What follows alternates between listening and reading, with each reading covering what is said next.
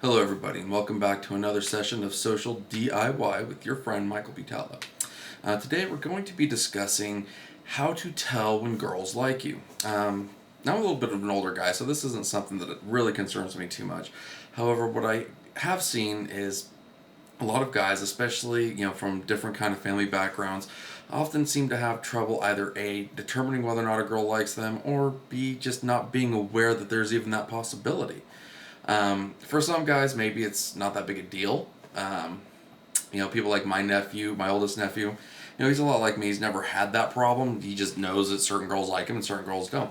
But a lot of guys don't seem to have this, and there's not really a lot out there to help teach us, from a young age, how to really to determine this.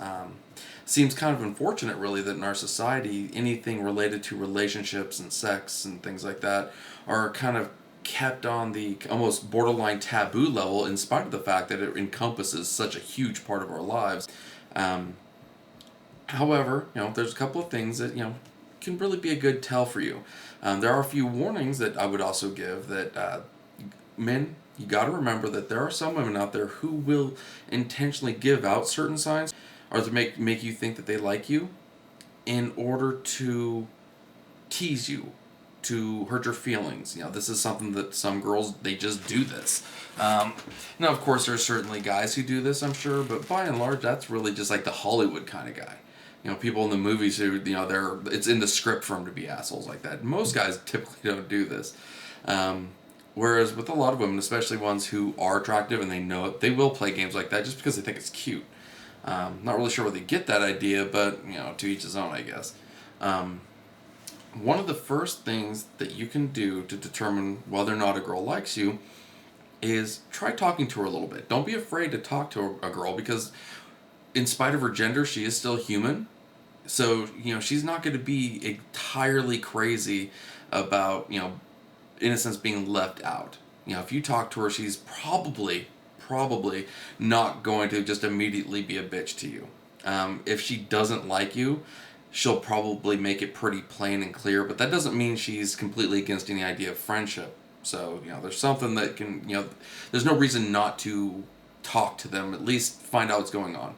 The reason why you want to do this, especially if you are interested in them, you can tell a lot by their facial features and, various small activities that they, get into while they're talking to you.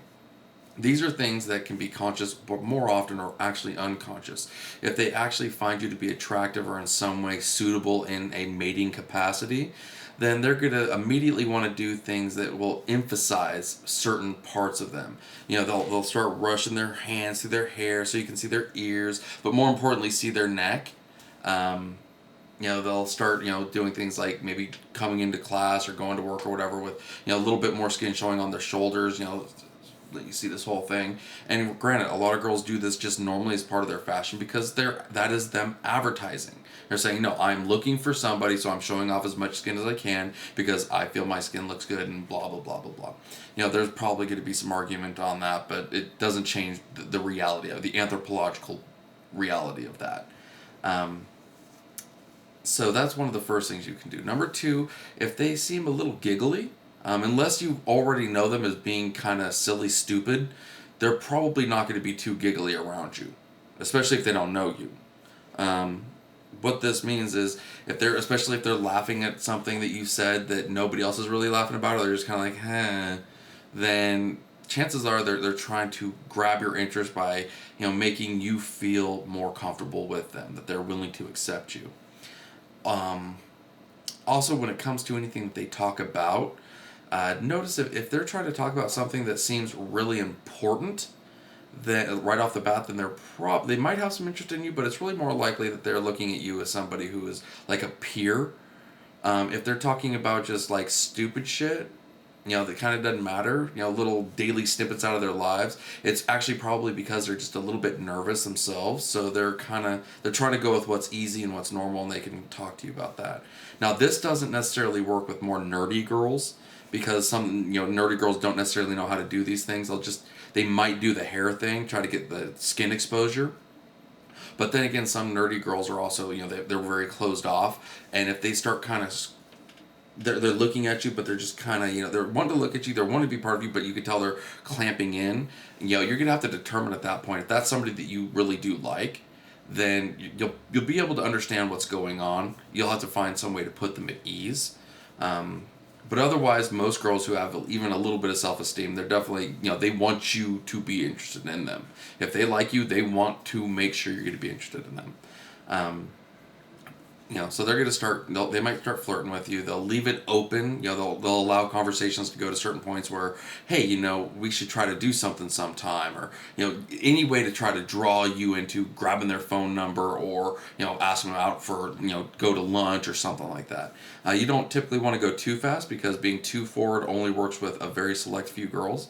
But, because most girls, they want to have that courtship of some kind, at least the modern courtship of, let's get the phone number down, then maybe go hang out with some friends, and then, we can hang out at class or hang out after work, then we start going on some dates. There's a little process you have to go through. So don't just, jump in there and be like, hey, are you, DTF? Because some girls will go for that, but they're not the kind of girls you want unless you're really into skanks. Also remember that there is a bit of an age group in which these things are ever more present. Girls who are younger, who, you're looking at like junior high, high school level, and even bleeding off into college, they're allowed to have a lot more confidence and be a little bit more comfortable. Granted, they still want guys, but they're a lot more, they're a lot more picky about, irrelevant concepts, like, you have like supermodel attractiveness or whatever, or real more importantly having like a lot of money, being kind of like handsome, all the things like the Hollywood. That's what they'll look for, the Hollywood kind of guy who's, he's perfect in every way, which really usually means he's actually kind of a douchebag when you get him in private, because he thinks he's the shit, even though he can probably get his face bashed in at any moment. So the playground for relationships really is in the girls' corner when you are, under 21, really. And most girls know this, because their primary goal is to find someone that will help them live their lives.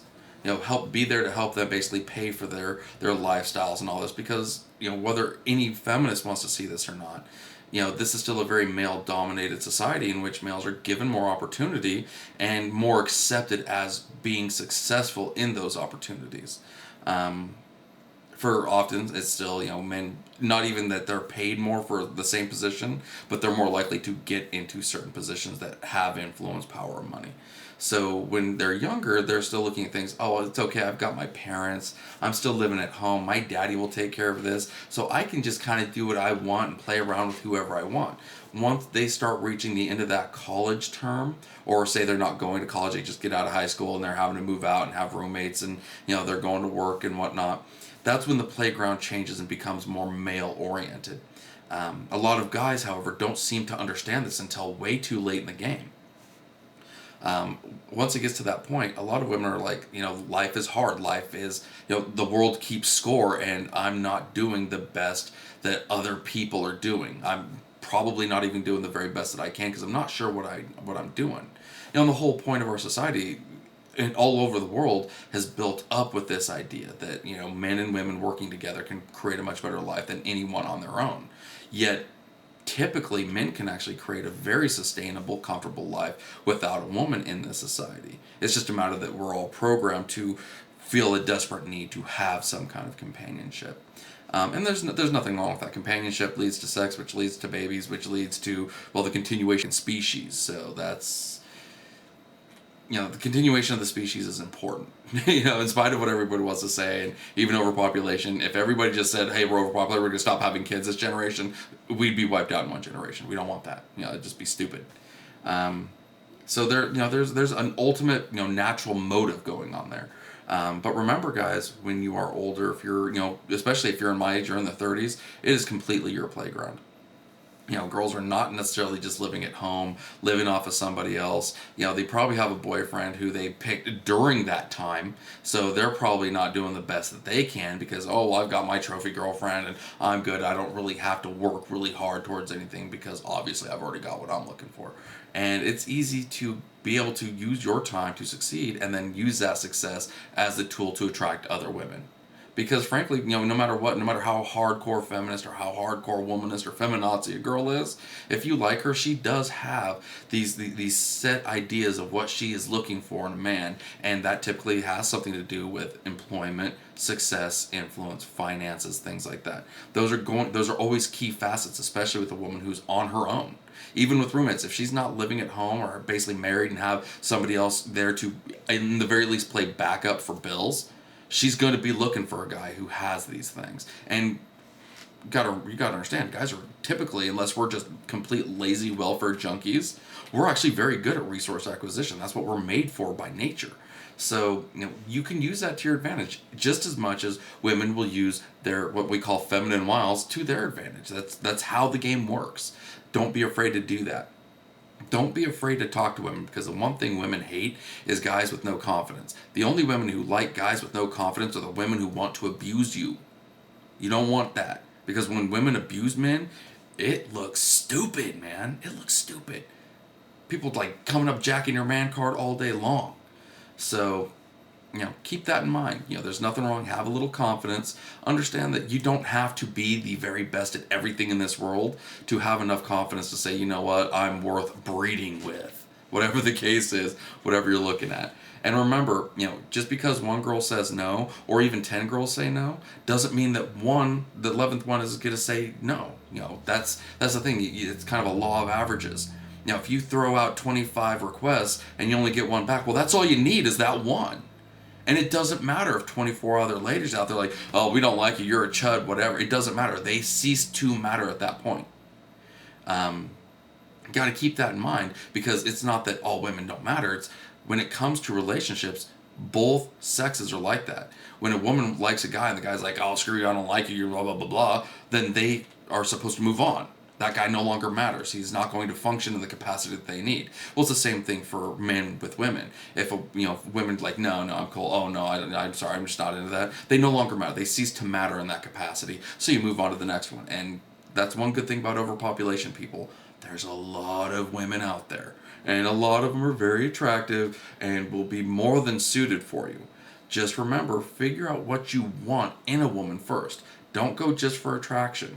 If a woman's physically attractive, that's great.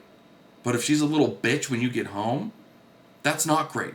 Because in the end, you can have an attractive trophy wife all day long. But what you're really going to want, and this is something that seems to be very universal for most guys, what you really want is somebody who you can have harmony with at home. That's not to say you're not going to have arguments, but the more harmony you have, the happier you will be. When you have a lot of disharmony, discord, arguments, fights, just because you guys are two very different people, that's why divorce rates are so high. And that's frankly why, divorce rates are so low in countries like India, where marriages are still traditionally arranged. You get people, the parents choose the family, or choose the wife. So, there's a lot going back and forth. The parents are looking for, well, is your culture, class, your morality, your idealisms, blah, blah, blah, are all these similar to my son's? And if that's the case, that's going to create harmony at home. That's not always you getting the most attractive wife, but it is getting you a good wife. And same thing can be said here in the United States. You're looking for somebody because it is up to us as individual men. Our families really don't play a big part in how and where we get our relationships from. So we've got to take responsibility for that and find women who fit the mold of what we want our lives to be and how we want to live our lives. Because men, we don't change very much. And when we do, it's usually through a traumatic event or some kind of massively substantial event in which a woman who's with you will also change. So you want to keep that in mind. Don't look at just the today and the next week term. Try to look down the hill. Look down the road a little bit, like, hey, how is this going to work out? What kind of person is she likely to be, and is that going to work out with me? Don't let your hormones go crazy, because we have developed a brain. So we need to make sure at every point that our hormones and our brain are working for the same goal. So with that, this has been another episode of Social DIY with your friend, Michael B. Tella and Callie.